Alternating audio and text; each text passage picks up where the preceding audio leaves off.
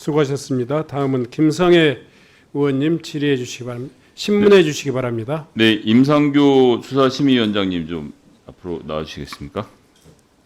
네, 고양갑 김성애입니다. 그 최상병 관련권 대해서 좀 더 여쭤볼까 합니다. 예.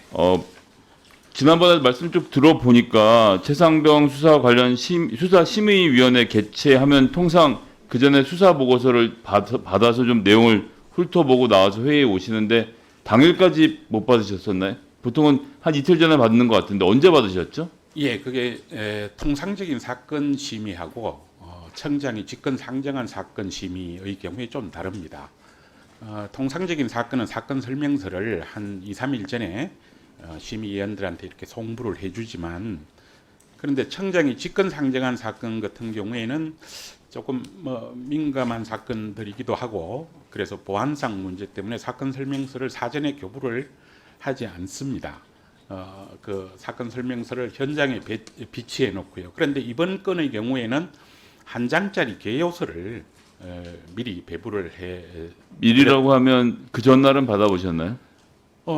2, 3일 전에 송부한 것으로 저는 알고 있습니다만은, 저는 등기물이라고 되어 있는데 저는 어쨌든 받지를 못해서 네. 청에 문의를 해봤습니다. 이것이 어떻게 된 거냐 문의했더니 송부를 했는데 어떻게 전달이 어떻게 안 됐는지 잘 모르겠다. 그래서 직접 그것을 가지고 안동에서 지금 출발을 하겠다 저한테 이렇게 이야기를 해서, 한 장짜리면은 안동에서 대구까지 올 일이냐, 그러면은 내가 회의장에서 직접 봐도 될 테니까 그만 가지고 오지 마시라, 이렇게 이야기를 했던 겁니다. 예. 네, 위원장님 말씀대로 제가 쭉 통계를 한번 봤더니요. 23년부터 시작해서 24년까지 했던 심의건들에 대해서 보면 도달 일치가 보통 개최일보다 한 이틀 전은 되더라고요. 근데 유일하게 이 건만 지금 딱 하루 전에 7월 4일에 도착을 해서 7월 5일에 회의를 하셨고요. 예. 분량도 보면 설명 주신 대로 다른 데 같은 경우는 60페이지부터 150페이지까지, 물론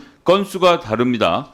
심의 신청이 뭐 20건, 12건 다 다른데 제가 평균을 내보니까 그래도 최소한 6.1쪽 정도는 놔뒀었는데 단 한 페이지로 받아왔다라고 하면 이게 내용이 좀 제대로 논의가 됐을까요? 어떻게 보셨습니까? 예, 의원님, 저희들이 이 청장이 직권 상정한 사건 중에서 포항에 저때 흰난로 왔을 때 지하 주차장에서 7분이 사망하는 사건, 그런 거 저희들이 직권 상정 사건으로 심의를 했는데, 그런 경우에는 아예 사전에 저희들한테 사건 설명서를 전혀 배부를 하지 않았고요. 그리고 포항 여대생 택시 탈출 사건 같은 경우도 있었습니다.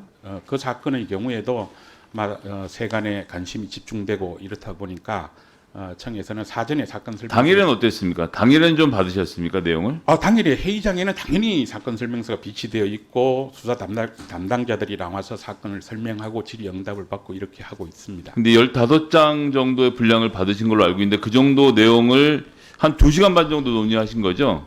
시간이 충분했다고 느끼셨습니까? 내용이랑? 설명은 양쪽의 주장이 좀 균형 잡히게 들려서 이렇게 생각하는구나를 좀 느끼실 수 있었나요? 예, 저희들이 그 형사팀장이 나와서 사건 설명을 했는데, 물론 저희들이 그 회의장에 들어가기 전에 알고 있었던 부분하고 들어가서 사실관계가 조금 우리가 이런 거였느냐라고 느낄 정도로 그런 것도 있었습니다만, 들어가서 그래서 저희들이 파악해 보니까 수사는 사실관계 확인을 하기 위해서 굉장히 오래 걸렸지만 저희들이 그 설명해 준 거는 비교적 그래도 간명하게 정리될 수 있는 그런 사안. 위원장님 감사합니다. 예. 후보자님께 좀 이어서 다른 질문 좀 드리겠습니다. 지금 이제 권력형 비리 수사 관련돼서 여러 가지 의견들이 나오고 있는데 다른 건인데요. 그 2024년 1월 21일에 MBC 스트레이트에서 한양대병원 할머니 집에 비밀 왕의 전화가 왔다라는 제아의 한양학원 비리 관련된 보도 알고 계시죠? 정확한 내용은 잘 모르겠습니다. 한양대학교에서 이사장 어머니 한양대 병원에 거주한 것, VIP실 무료 입원 특혜, 무용 전공자가 전임 교원으로 공공정책대학원에 특혜 채용됐던 건 이제 기억이 좀 나시죠? 서울청에서 수사하고 있는 사건은 아닌 것 같은데요. 그 후보자님 서울청장으로 재직하시던 지난 4월에 서울청 반부패 범죄 수사대에서 이 건에 대해서 지금 내사하고 사실 확인했는데 모르고 계세요?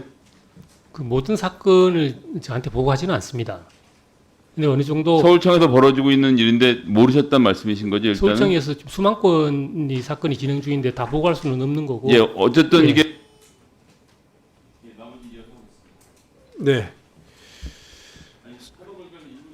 네네 1분 하십시오. 예.